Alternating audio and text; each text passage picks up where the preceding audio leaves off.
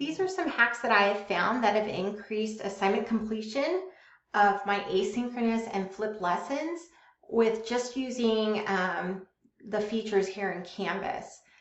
First thing you're going to want to do is create an assignment. I found that when I did an assignment, there was lots of ways to do it, but I found this one was the most effective way, is when I made the assignment so that everything was in one place.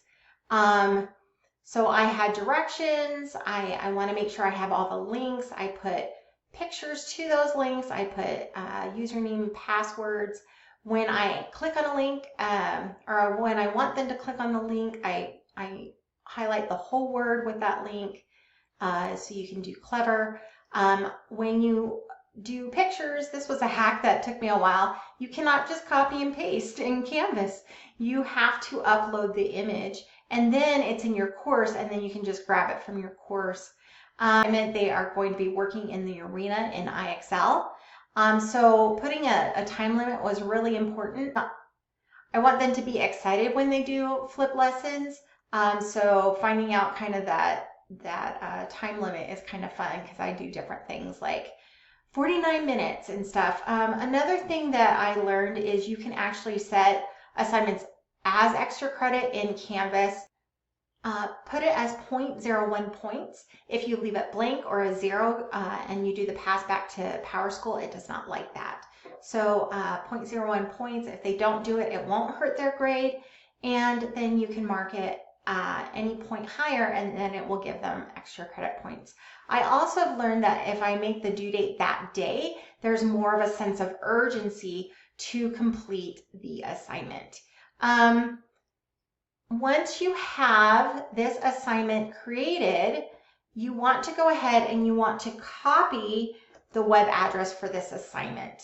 You can do that in student view or your view, it doesn't matter.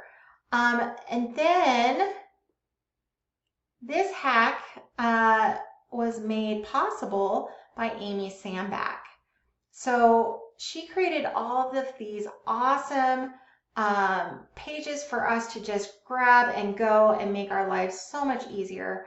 What I did was I modified this one. I went and I duplicated it so that I had a copy that I could edit, and I took this banner, and in just this space I deleted the banner and I created my flip lesson, because I still wanted to keep all these tabs for my students. So you might want to play around with that.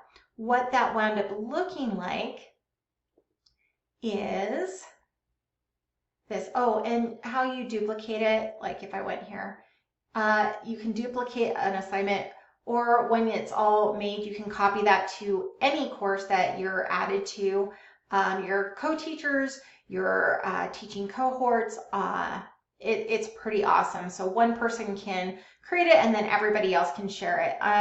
So this was my flipped lesson assignment that I'm creating right now.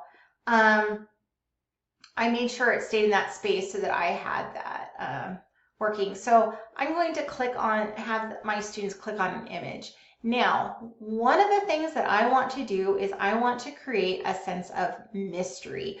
I do not tell them what they're working on today. They just know it's a flip lesson. I want them clicking on that assignment. I want them to be excited about it. So I'm going to go to the course. Remember, I already uploaded this, so now this image is in my course. And I am going to link that assignment that we just made to this image.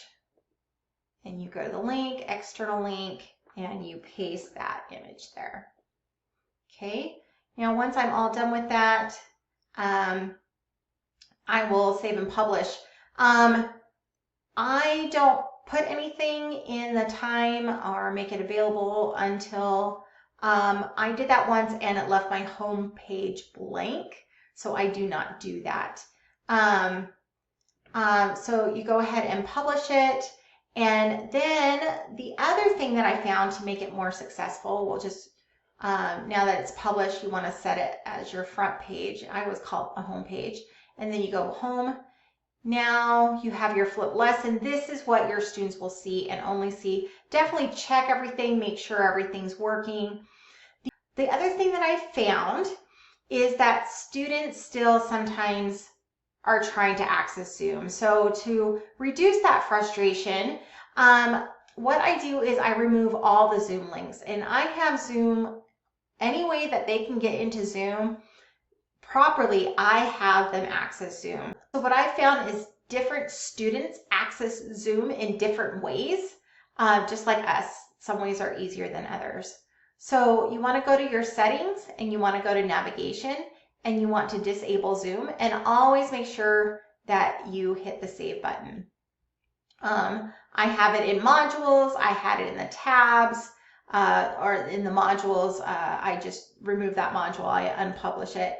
But also in the calendar, when you have your class linked in the calendar, so what I'm going to do is I'm going to take off the Zoom link, and I am going to link my home page. So all roads lead to my home page.